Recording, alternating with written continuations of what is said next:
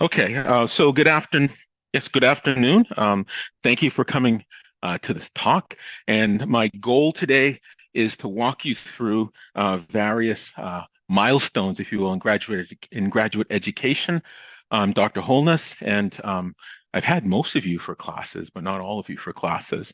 I've been here at Clark for 2 years, and what I hope to do is impart to you not just the usual things about graduate school but also some considerations that seemed obvious to me, having been in industry before returning back to graduate school for my PhD.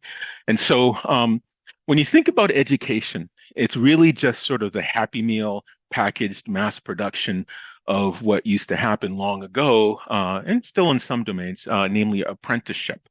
And so graduate school is more on the left-hand side than on the modern version. And this apprenticeship is really, really important aspect of the graduate experience.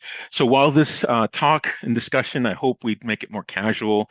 You don't have to raise your hand. We're among friends. Um, the graduate school is very much a research degree or skills degree. And my focus, is about the PhD process, but I'll certainly talk about master's process and different types of master's entry points, because it's very similar to PhD with one small difference.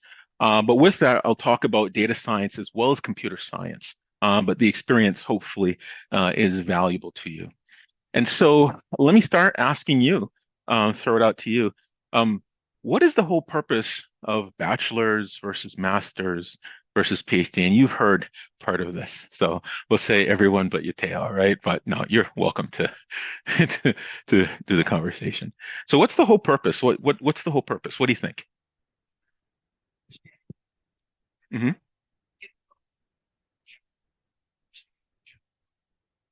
Okay. Uh-huh.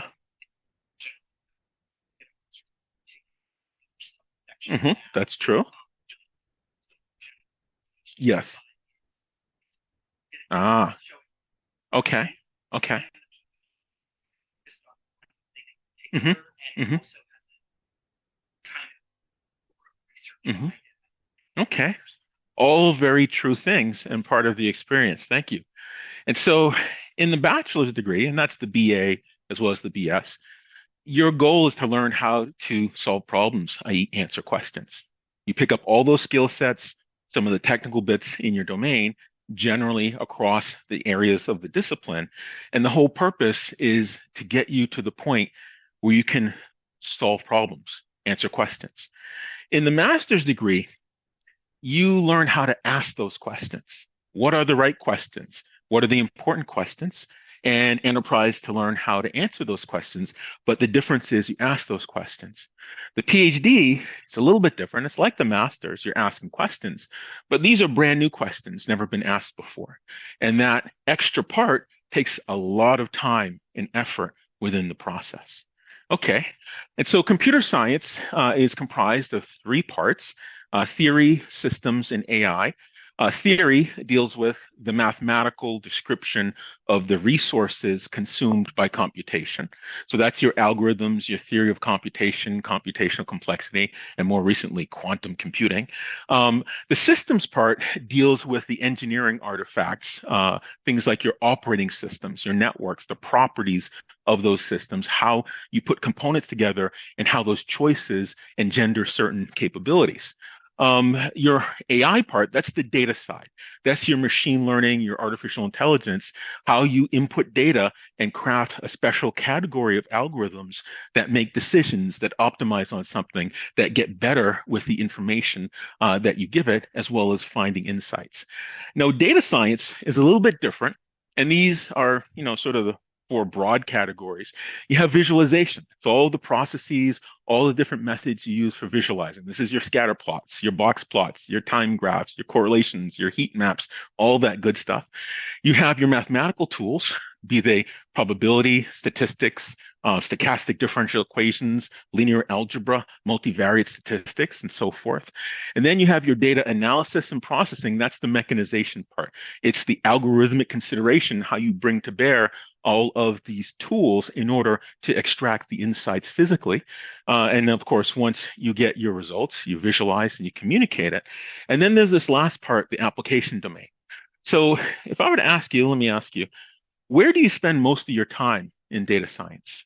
What do you think? Which one of these areas? Is there one that's more than the others, or you think they're kind of equal representation in terms of your time budget? Yeah. Ah, that's a very good answer. Um, the domain knowledge. Data science is very inextricably linked to the domain. Let's take, for example, agribusiness. We are looking at digital farm management. You have to understand agriculture, some of the plant biology, some of the farming business, about markets and mercantiles. You have to understand about planting season. You have to understand about farm culture. You have to understand all of that just to make sense of the data so that you can visualize it in the way that's right, choose the tools that's right, and do the processes. Yes, absolutely, the analysis is very important. It absolutely is.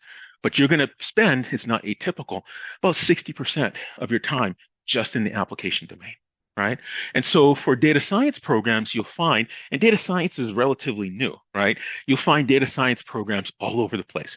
Some of them are in computer science departments. Those are the folks that focus on the development of these processes and these tools. Some of them are in business schools. Of course, their applications are about the business domain. So you have to understand how businesses function, how markets function, and so forth. You have data science programs that are in colleges of agriculture. You're dealing with agribusiness. You have data science programs in social sciences. You're talking about maybe urban planning or human development or things like that. And so data science is still very new. And so there's no way to say this is what data science programs are because it's just very, very different. Kind of like computer science back in like the 70s and the 80s. It hasn't solidified yet. There's no one data science. And so the domain is so important, depending on the institution where that department sits, they've chosen a particular domain, the algorithmic concerns, the business concerns, et cetera. So a lot of data science at, say, UPenn, it's in Wharton, the business school, right? There we have a business analytics program here, and some data science programs at UMass, it's in the computer science department because they're focusing on the algorithms. And so if you're interested in graduate data science, I would pay close attention to where that data science program sits. And some of them talk about data science DS plus X at University of Washington. And they have a lot of different data science graduate threads, one in the business school, one in social sciences, one in computer science. Some of the bigger institutions will have multiple data science programs, if you will, seated in different departments. Okay. Any questions? No? All right. So with a master's in computer science, you're going to do some advanced coursework. And the purpose of that coursework is to kind of ground out these key concepts and bring everybody up to the same level of education. And that's in all three areas, theory, systems, and AI, right? And after that coursework, of course, you're going to get some specialized training that's generally in a single area. So you're going to broadly have advanced the algorithms, some system stuff, some AI stuff, the data side, and then you're going to do a deep dive into more modern work going on in machine learning or going on in distributed operating systems, for example, or IoT. And so the whole purpose of that is to introduce you to what's going on. Once something makes it in a textbook, it's old, right?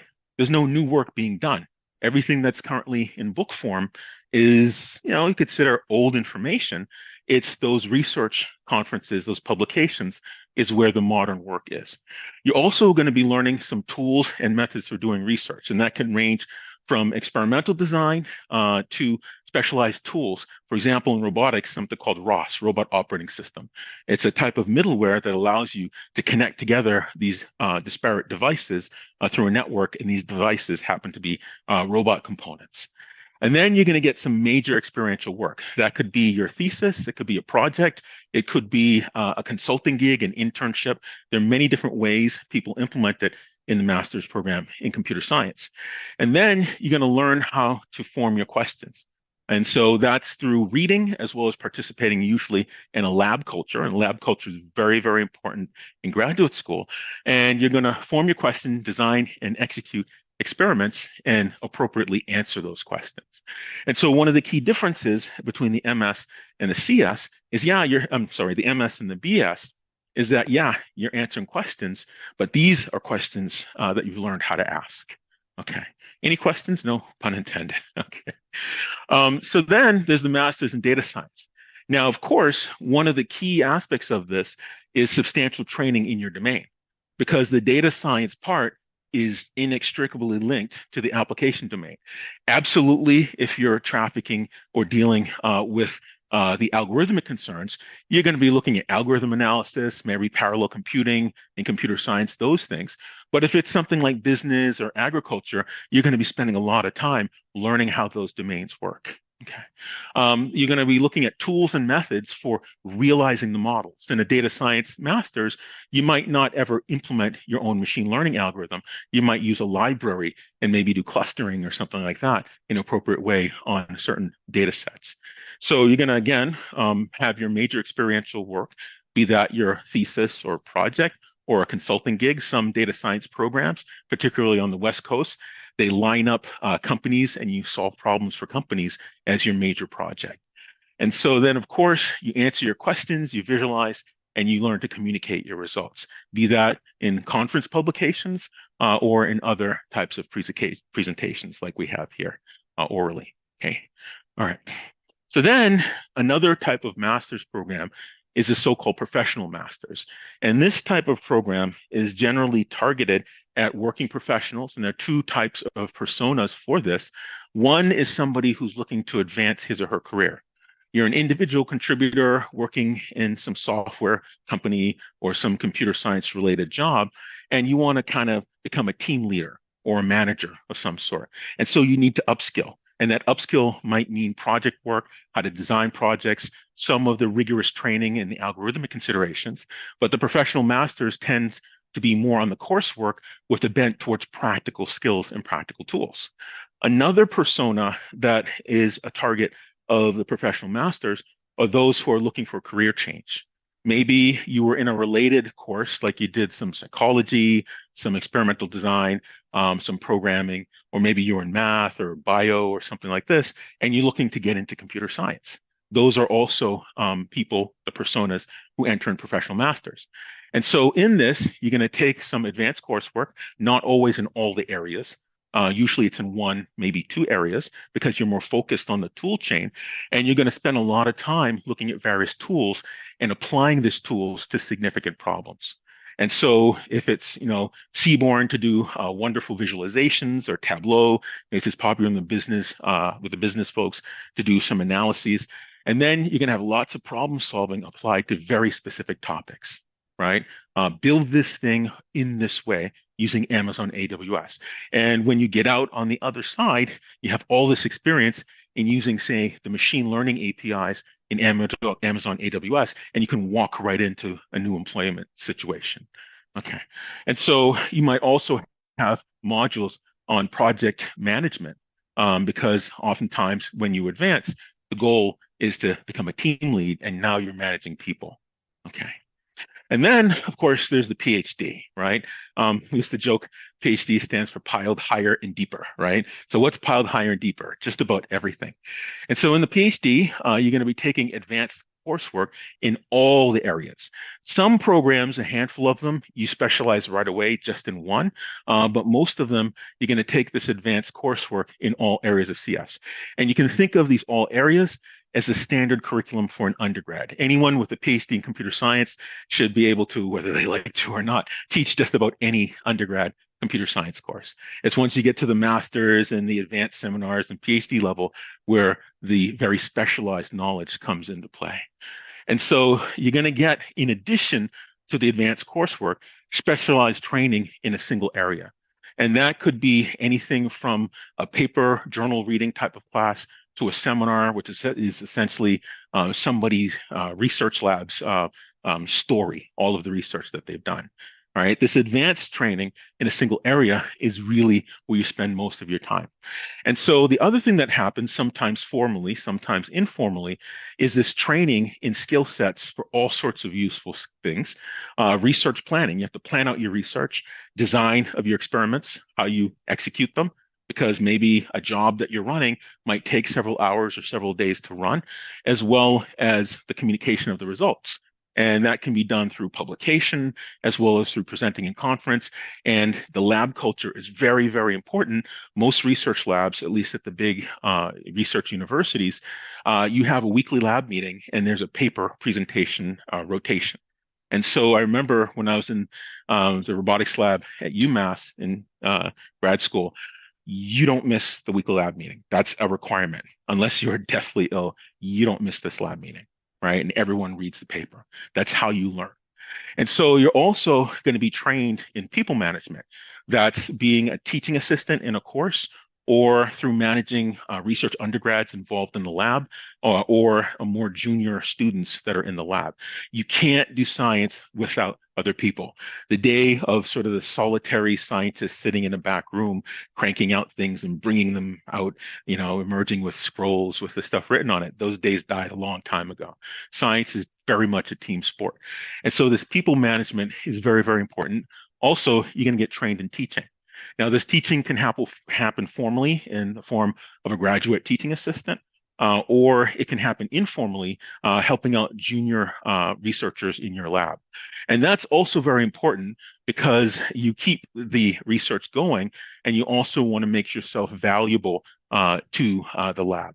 And so you're also going to be reading and reproducing contemporary work. It's very typical to say, I'm interested in this work.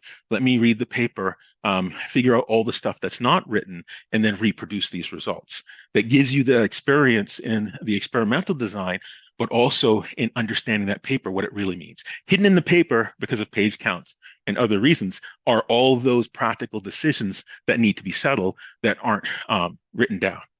And then, of course, you need to develop the ability in how to identify key unsolved issues.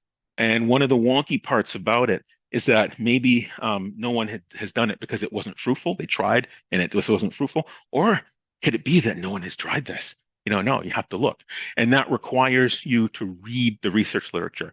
You spend the bulk of your time, if you were to have percentages, the largest percentage is spent in reading the research literature because you have to educate yourself in all of the methods and solution approaches and groups that are working in that particular area that you're pursuing and your lab is pursuing. Okay. And so, of course, the design and execution of your experiments and the projection of the future impact. Knowing what you know about how things work from your experiments and your results, what does it mean and what next is really, really important, but you have to develop that skill set.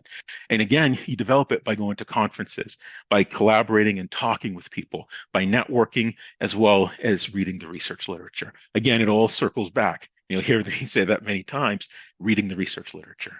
Okay, any questions? No? All right. So everyone starts out in a PhD, bright-eyed, idealistic, ready to go, not knowing what to expect. And then one day you graduate.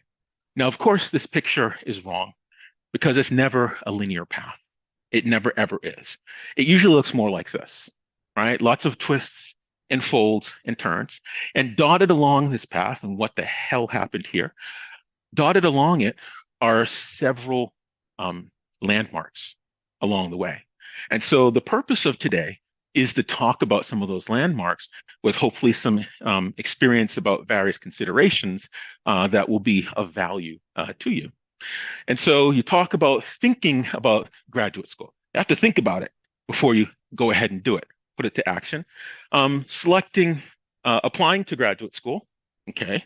You got to put in the applications, what's involved with that.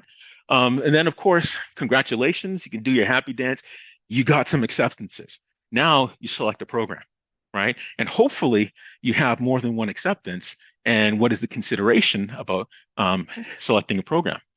Then you start in the program, and then hopefully this thing goes around the right way. You have the early years. And the early years, you're taking more so coursework, but there's some considerations. You want to develop healthy research habits. And then you have what I call the middle years or the apprenticeship. And the apprenticeship is exactly that. And you're no longer a student, you're a researcher. So you're going to have to pivot to research mode. No more book learning, it's research learning. And it's very, very different. And we'll talk about that. Then you have the proposal phase, you can almost see at the end of the tunnel. And then you have the thesis, you're just about done, has some caveats to look out for. And then you have the end game, getting out. Now, of course, the PhD and graduate school in general is kind of like vacation. You want to visit, but you don't want to stay there, right? You want to kind of spend your time, do your thing, enjoy yourself as much as you can, and get out and do something else, right? Okay.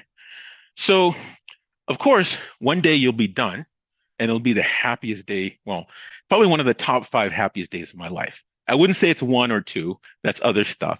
But in the top five happiest times of my life is finishing. And that was when I finished. And I don't know the people who photobombed behind me. All right. So you start out idealistic and some stuff is going to happen. Let's look at what happened or could happen on these milestones along the way. So thinking about grad school, you have to think about it. Do I really want to do this? And I encourage you strongly to consider it, even if it's just a little thread of consideration. Because graduate school, if you never become a scientist or professor or never use it directly, it endows you with a lot of skill sets that are very, very transferable to other things. And there's no more beautiful situation in life than to have choice, right? It opens up choices for you. Now, you know that old adage, success is where preparedness meets opportunity, right? This is your preparation, and it's broadly applicable to politics, to business, all sorts of things. These skill sets are very transferable. So let me throw it back to you. When is the ideal time? We'll focus on ideal.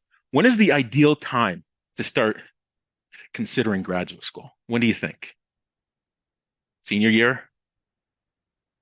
Junior year? Have a junior year? Any seniors? Senior? Senior? How about after you graduate? You could do that. Many people do. There's nothing wrong with that. All right. What if I were to tell you freshman year? Don't be upset about it. Don't be disturbed. The reason why I say freshman year has to do with opportunity. But let's go first towards what happens in a BA or a BS. And not to insult everyone, but the BA, BS is a kind of infant stage of your career development. When I graduated, I didn't understand it then. Now, decades later, someone told me this is the end of the beginning. What are you talking about? I have my bachelor's. I'm ready to conquer the world.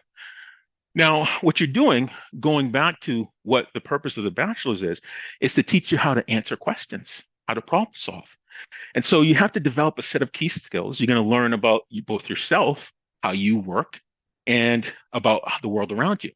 In a place like Clark, you meet people from all over. You take all sorts of different courses. It opens up your perspective. Wonderful. You're also going to learn those knowledge units in your specific program of study, your curriculum. Great. In computer science, you learn about algorithms. You learn about complexity. You learn about networks, potentially. You learn certain standard things, how to mechanize processes, programming, okay? And some of the mathematics caught up behind that. And then this other point, you hone your critical thinking and problem-solving skills. That's why in our projects and our homeworks, why we torture you. We're not trying to make it difficult for the sake of making your life hard, but we want you to think. Because out in the wild, in the real world, nothing is presented to you as 1 + 1 = 2. It's usually very fuzzy and wonderfully messy. And it's going to require you to think beyond just what you see on the paper. And so that fourth bullet point is really one of the top two most important things you walk away from a bachelor's with is a critical thinking and problem solving. And then this last part, the reduction to practice. How do you do something with this knowledge that you've obtained? It's nice to, know these algorithmic executions and runtimes, but it's even nicer if you can use it to say, aha, this is my hot spot, my bottleneck in my computation. I can change it and get an log n speed up if I put it in a binary tree versus a linear search. That matters in the real world. can you reduce it to practice? So that's the bachelor's, and that's what you're accumulating. And I say it's the infant development stage. And the reason why I say freshman year is because it gives you more opportunities to fall down, get up, figure out what happened, and correct your course. If you were going to take, say, math, if you took Calculus 1 your freshman year, well, you have opportunities to retake it or to take Calc 2 to follow on.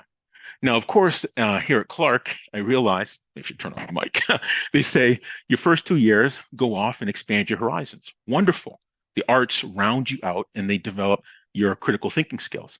But I think math, science, and those things should also be how you explore as well. When you start early freshman year, you can say, aha, I need to take linear algebra because multivariate statistics is important for graduate data science. You have an opportunity now to say, aha, I took Calc 1 and Calc 2 my freshman year. I can choose to take linear algebra, sophomore, junior, or senior.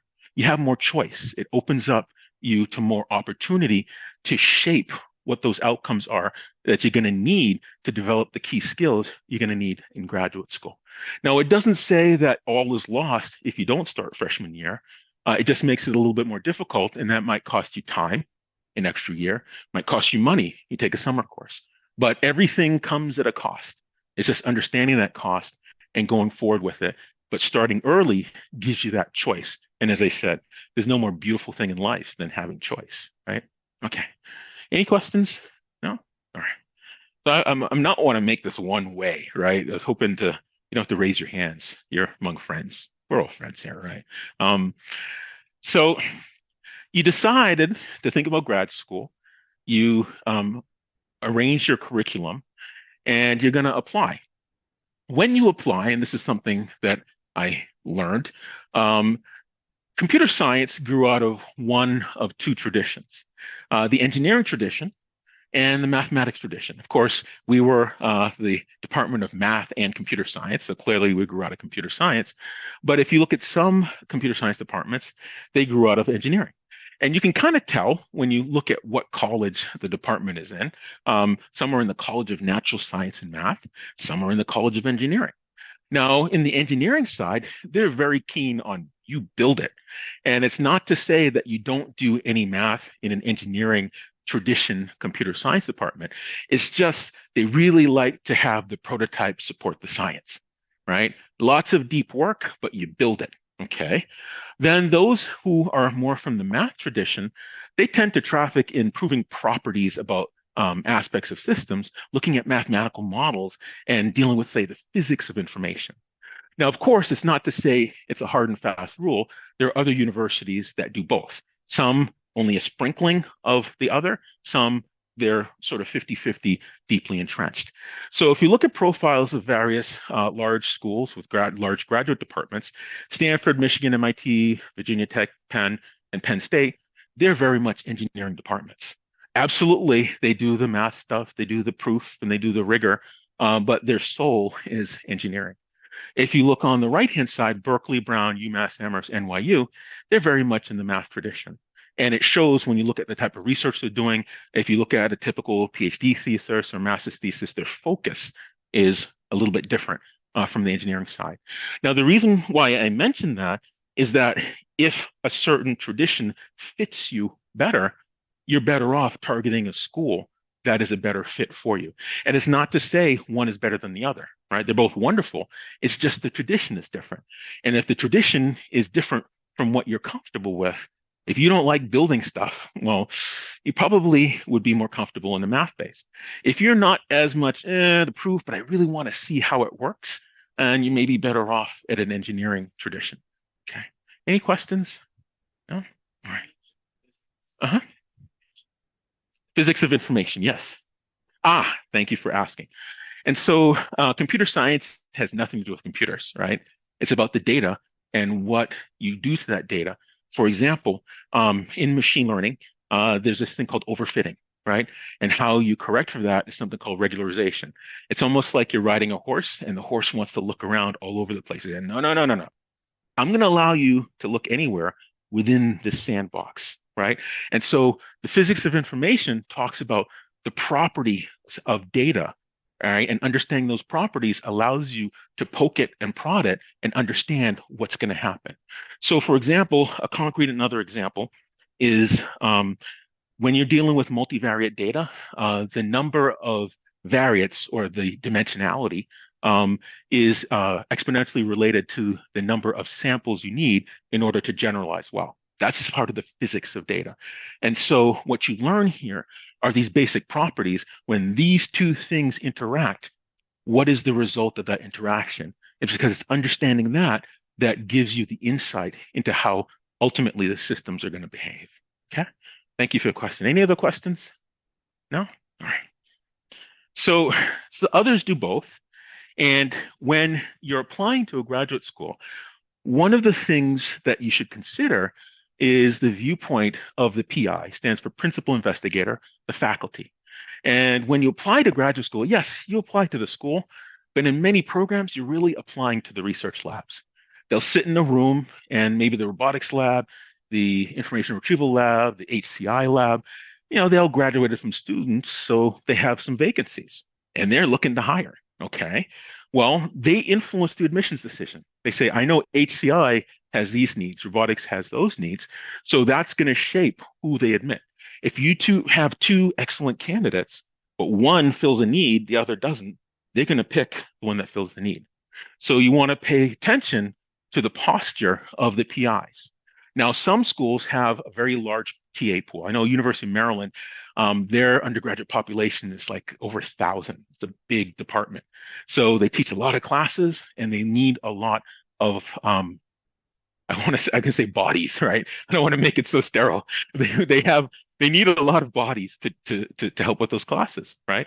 And so if you're not in the research lab, you're in the TA pool. And when you want to go on this journey and spend as little time as possible, being a teaching assistant your whole way through is the longest path you're going to take. The shortest path is going to be supported in research and possibly if you have your own funding, a portable fellowship, right? Because what happens is that you're going to be trying to do your research while also having these teaching obligations. And that is probably the longest path you can have. But when you look at the perspective of what funding is from the PI, you need to understand this even when you're applying, because it helps you to shape the types of things you want to put in your experience from freshman year in order to tune to where it is you'd like to go. And so first, the PI generates an idea. You have to find the funding, develop a proposal and says, okay, for this issue, this is how I would solve it. Then you submit it, committees meet, and then if you get funded, manage the grant, and then you conduct the research. In reality, this is what funding looks like. It's an absolutely brutal combat sport. Just because you're small Clark University, it doesn't mean they're going to give you a break. They're comparing you against MIT, Stanford, Berkeley, right? And so the hit rate on these grants is really, really low, and especially if you're from a small institution. Large institution, you have more infrastructure, but small institution, it's a little bit harder. And so these funds are very hard fought, right? It's really, really hard to get research funding. So you're applying to a research lab. So what do you consider? Your course selection and the strength of your curriculum. If statistics is important for graduate computer science or graduate data science, take the mathematical version of statistics, not the business version of statistics, right? The strength of curriculum matters. The fact that you got an A in a business statistics course isn't as meaningful as a B plus in a mathematical statistics course, because that is what you need at the graduate level. Look at the project work that you're doing. How does that contribute to the skill set you can bring to bear in your potential PI's lab? Because they hire you to help them execute the research. Any sort of meaningful work experience like internships, right? As much as possible, because you bring with you from those experiences a tool chain that might be of value to that particular PI. If you had a robotics internship and you spent the summer using ROS, and then you walk into a research lab in academia and they use ROS, guess what? You bring value to that PI. Study abroad, that can be very valuable. Any extracurriculars, if that demonstrates things like leadership, organizational, financial management, things like that. Any sort of soft skills is really, really important. Communications, organization, time management. Because as you become a senior student in someone's research lab, you're going to be managing the more junior students. It's how these things function. And then, of course, you're oriented in your discipline. You understand where the discipline is going. For example, fintech is popular. It was really popular 7 years ago, blockchain-based fintech technologies. And now data science is really hot, right? Generative AI is really hot. Before, support vector machines was really hot, right? So you want to know where your discipline is going so you can choose wisely what lab and what things you'd like to do. Any questions? No? This is my third hour today. So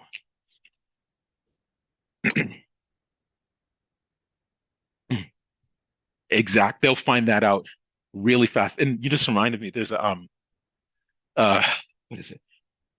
PhD annals. I can't remember the name of it. Someone wrote he journaled all throughout his PhD experience and turned it into a book. I have to remember it and I'll send it out. But yeah, don't fake it. You really have to enjoy what you're doing. You'll get found out very quickly in this process if you're not honest about what you're doing. So don't do generative AI if you have no interest in AI. If your heart and soul is in IoT, do the IoT, right? You can find a home. Yes. Hmm. Hmm. Yes. Yes. Uh-huh.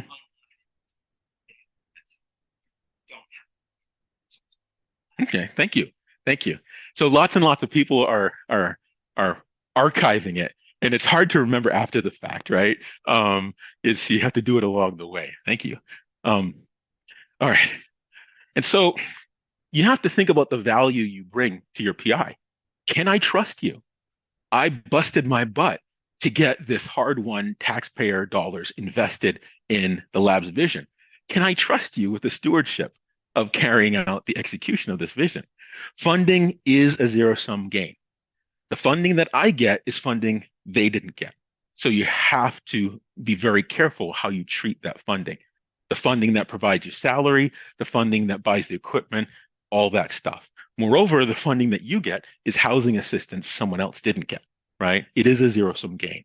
So take it very seriously. And so your advisor's success is inextricably linked to your success. I can't be successful if you're not successful, right? That's really, really important. And moreover, and this is the important part, more important part, I'd say, the funding that you enjoy is a direct result of the success of students who preceded you. And the funding that future students get is directly dependent on your success. So it's really, really important to make sure you bring value. Is there a tool or procedure that you have mastery of? You bring that value. Have you worked in industry and you've managed projects? You bring that value. So when you craft your application, you want to think from the posture of the PI and be honest with yourself. What value do you bring? And if you don't think you bring the right kind of value, the good news is you can go off and augment that skill set, right? It's not impossible to do. All right. And so another thing is to go where the money is. And of course, you don't fake it. You want to go where the money is. How are you going to get hired if the person doing the hiring doesn't have money? And so with most of the funding agencies, you can look up what the active grants are, and it'll tell you who the principal investigator is, what the organization is, who has funding. You can look at their list of graduate students, who's close to graduating. Aha, there's going to be a vacancy coming. So I can fill that because what's left in the grant will exceed after that, will last beyond when that person graduates, right? So do some reconnaissance, figure out stuff, look at the funding. Might be that a PI is near the end of his or her career and is not taking on new graduate students. They might have a wonderful funding trail, but they're just kind of, winding down, getting ready to retire in the next 3 to 5 years. That's really important to know. So do your homework and choose wisely. Put yourself in the posture of the PI and augment your skill set wherever needed. Okay. And so another one is, and I add this one, look at the bank account for the university. The endowment matters, right? Endowment pops up in wonderful ways that a lot of people don't talk about. And so The endowment helps with facilities. How great are the facilities? Are the buildings older and falling apart, or are they modern and maintained? That matters. The research apparatus. I know Stanford has a particle accelerator right there on the campus. Their endowment is huge. If you didn't have a particle accelerator, that means you have to spend summers going someplace else working at someone else's particle accelerator, right? So it gives you these wonderful pieces of research apparatus. Maybe it's a robot mechanism that's quite expensive. It also, endowment gives you a lot of support resources, a machine shop with master machinists. So if there's a custom part you need for your system, you can just say, hey, did you make this for me? They charge you a rate right in-house. They call you up when it's done. Things like Makerspace, staff programmers. I remember visiting when I was in grad school, MIT Media Lab. Imagine having 2 or 3 software engineers that can implement modules for you that you need for your project. That's what endowment brings for you. Postdocs and also facilities, how nice the housing is, and shuttles and vans and stuff like that. Endowment matters, right, to your experience, not just the program. Academic support, things like graders, teaching assistants. And this second bullet, library holdings, is really, really important in graduate study. Schools with big bank accounts, they have access to all the journals that you need, right? Otherwise, you have to find a way to get them. Maybe visit another school, sit in the library with your USB key, right? So that all matters. Look at the bank account of the university because that translates to all these other resources that are very, very important to graduate study. Okay. And then make an honest assessment of yourself. You can lie to other people, don't lie to yourself. If there's an area you need to improve on, go ahead and improve on that. Make that honest assessment. How strong of a candidate are you? And you can look at statistics of the competition for students who are in those targeted programs you're enterprising to attend. Now, you can always remedy things, but select schools in 3 targets, like the target groups, like they say in undergrad admissions. You have the dream schools, the target schools, and the so-called safety schools. Do your homework. And just because a school has a great ranking, it doesn't mean that they're well ranked for that particular discipline. If you're looking for machine learning, look at how they do in machine learning, not general computer science, because it might surprise you where they stand when you look at the individual specializations. And so consider the provenance, engineering or math tradition of the department, and then large school versus small school. There are a lot of very, very high quality small schools as well as large schools.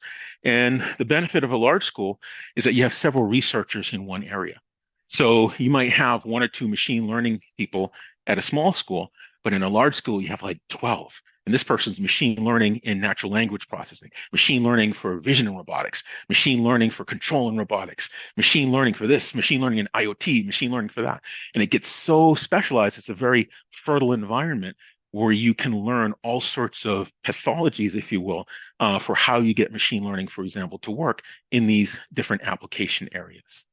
For small school, of course, it's fewer resources, but it's also much more personal, right?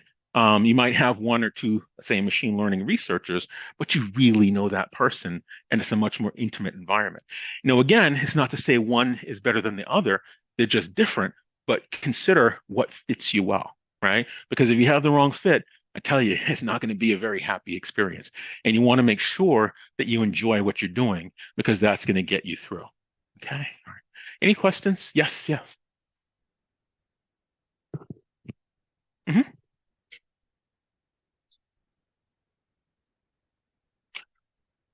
The the traditional classes will generally walk you through the key concepts. And so, like in algorithms, you have those starred problems. You're going to do all the starred problems, right, in grad school. And the purpose is to make sure that everyone understands things like trees and graphs. Everyone understands big O notation. Everyone understands what approximation algorithms are. Everyone understands things about, complexity, about size and size and time. Everyone understands about, networks and the different layers involved. And so that is coursework, but you're going to be more rigorous and more complete than what you would do in undergrad curriculum. So they're going to survey various topics, that might have been mentioned in one or two modules, and they're going to spend much more rigorous treatment. You might do proofs, for example, in a network that a communication is going to get through, right? And you're going to attach probabilities to things, and you say, is there a reachable path? So it's just like the coursework in terms of topic that you'd have in a standard undergrad curriculum, but the level of rigor is higher, and you're going to explore things more deeply. And when you explore things more deeply, they're not going to show you all the details. They leave that to you to look stuff up you need to support all the things that they're talking about. Okay, did that answer your question? Okay, yeah.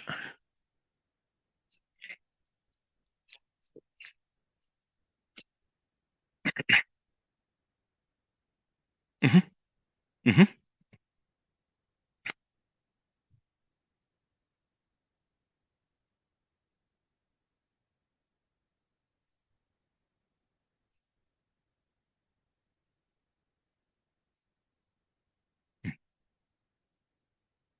Oh.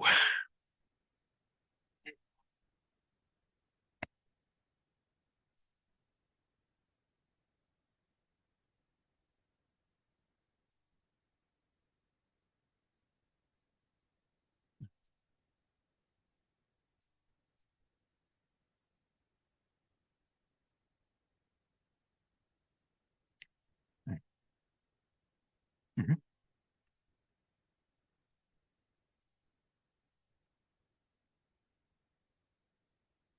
Hmm.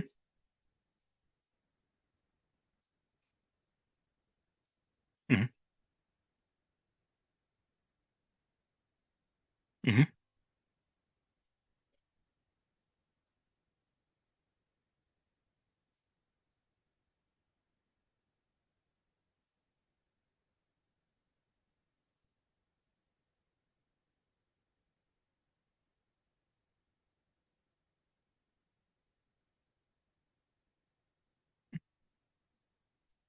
Hmm.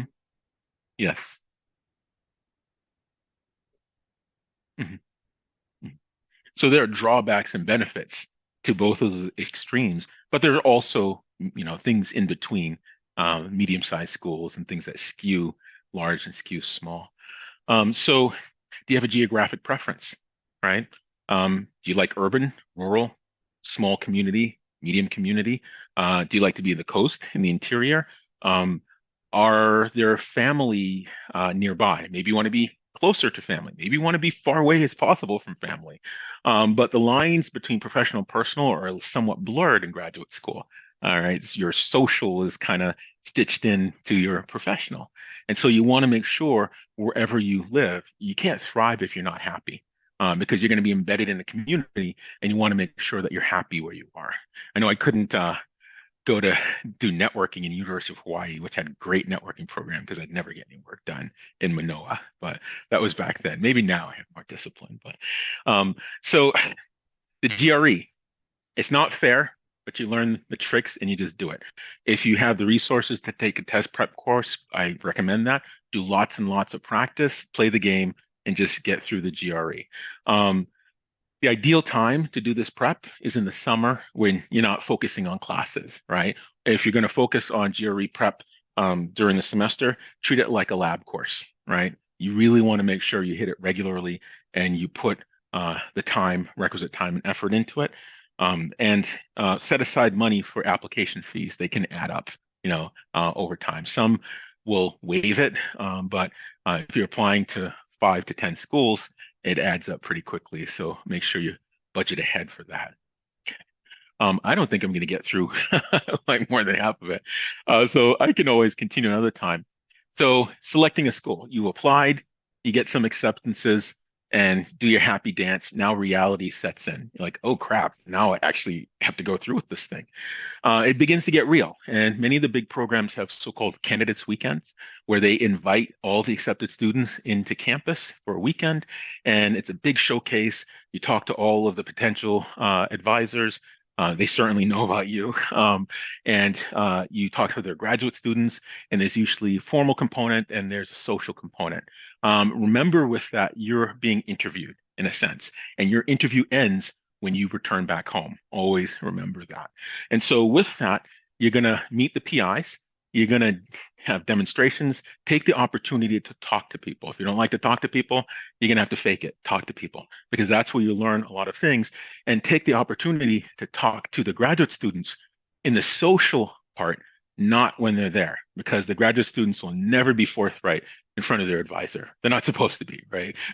So, one of the things you want to know is how long does the average student in this lab take to graduate? Right? Some like to hold on dearly to their graduate students for 7+ years.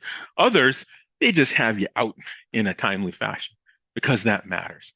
And so always talk and make the most of that opportunity because that's where you see behind the glossy brochures, right? Find out what it's really like. Is it a yes? Hmm. Hmm. Hmm. Hmm. Hmm.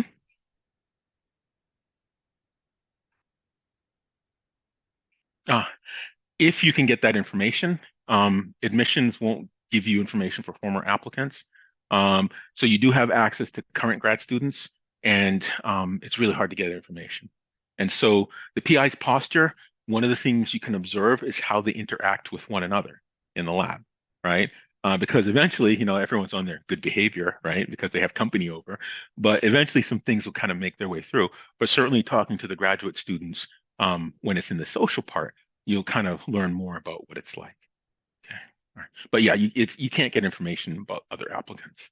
Um, so then, of course, advisor style, right? This is something in industry that we pay a lot of attention to because that talks about the climate. Some advisors are very hands-on, right? They're going to be rolling up their sleeves, sitting alongside you, checking your code, statusing you there every single day. And maybe that drives you nuts. Other advisors on the other extreme, it's like having a postdoc. It's like, okay, we meet once, I'll see you at the end of the semester. So if you're somebody who needs more of the constant interaction, then I would suggest you make sure your advisor's management style is hands-on versus completely hands-off.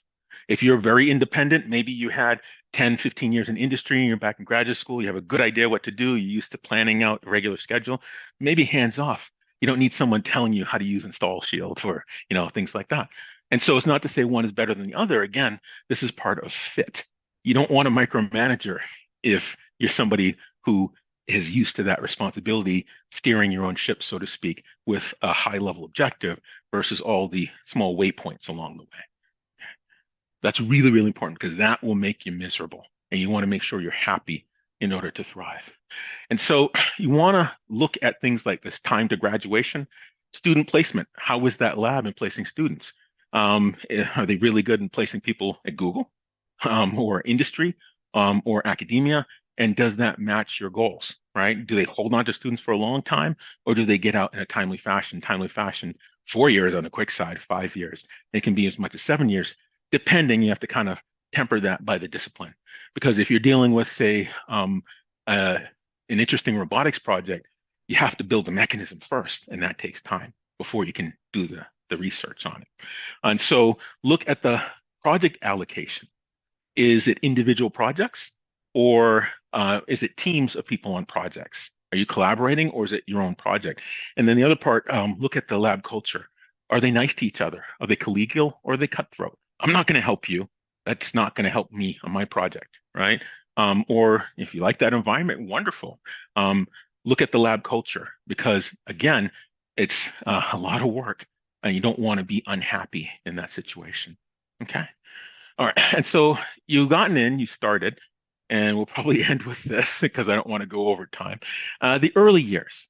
Now, in the early years, you're going to go through what I call cognitive whiplash. Um, you find out really quickly in graduate school what you're really good at. Wonderful, keep doing it. And what you need to kind of get your act together on, right? Do not despair. You can absolutely remedy that. That's one of the purposes of the advanced coursework to bring everyone up to the same level expected of the students. You also want to, and this is important, develop healthy research habits. That starts from the first day, being a researcher. Now, granted, you're going to be involved in coursework, and that's going to eat a lot of your time. You want to pass your coursework, but you don't want to do more than passing. Because as my advisor used to say, if you're getting straight A's in all your coursework, it means you're spending more time there and less time in the research lab. Because at the end of the day, yes, you have to pass your courses, but at the end of the day, nobody cares about the coursework you did. They're going to ask first question, what was your research contribution? Right? So I'd rather have an A minus student or a B plus student that does great research than a straight A student who hasn't done a thing, because that is not of value to me, both in the research community as well as a PI. And so learn the project that funds you. Look at the lab history in your research lab. They will have a series of milestones and point technologies and approaches. Look at the practices and the culture. Really get to know your lab mates. They will help you to succeed, whether that's reading a paper, helping you with publishing, or maybe rolling up their sleeves and jumping in on the implementation of something critical to your experiment, or maybe there's a type of analysis that they've done, and they can just help you with that analysis for your research results. It's really important to embed yourself in this community, your lab. Learn how to read research publications, and one suggestion that is very useful is to right away start writing a survey paper. It forces you to get to know all of the research related to your project, and you're going to begin to build that knowledge in your early years, which is really important.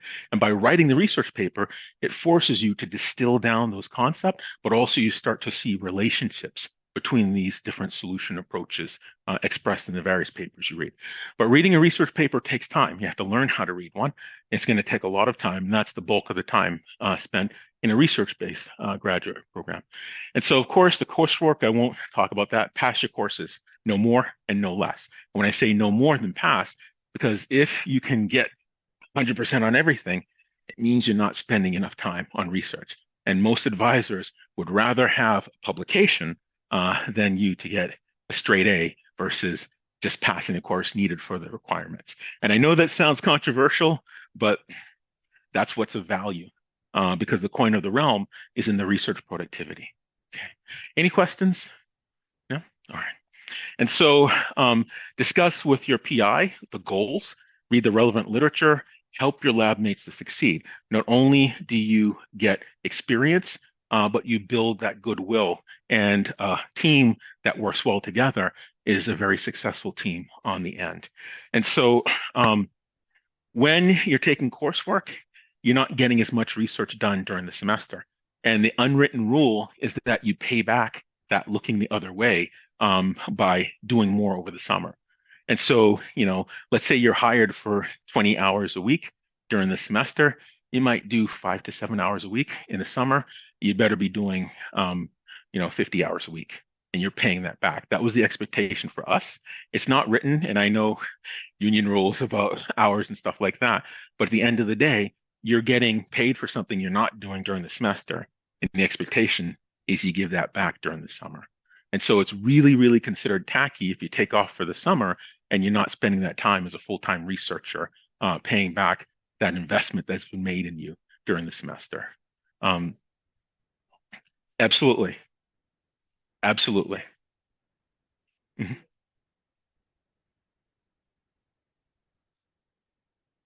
Mhm. Mhm. Yes. And of course, reward yourself. Take care of your health. It's a lot of work, and reward yourself. That can be as simple as going for a walk, right? And you usually get a gym pass or whatever you like to do. Reward yourself. Don't beat yourself every single moment of every single day. Make sure you enjoy those small victories and celebrate it, because your lab mates will be more than happy to do that with you. Okay.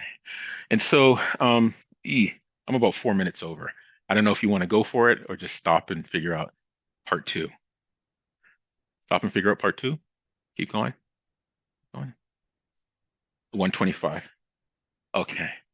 So I will just kind of wrap this up. And this is the apprenticeship. I'd say this is the most critical pivot point in any graduate education. It's where you're no longer a student and now not doing book learning, you're doing research learning. And research learning is different. That's when you're spending, for the most part, you're done with your coursework. You're spending the majority of your time in your lab. And it's a really important pivot point. And I'll pick back up with this another time, just to make sure we're ending on time. So I could probably go for 2 hours. I didn't realize it was going to be this long, but I appreciate you stopping by. and we'll figure out a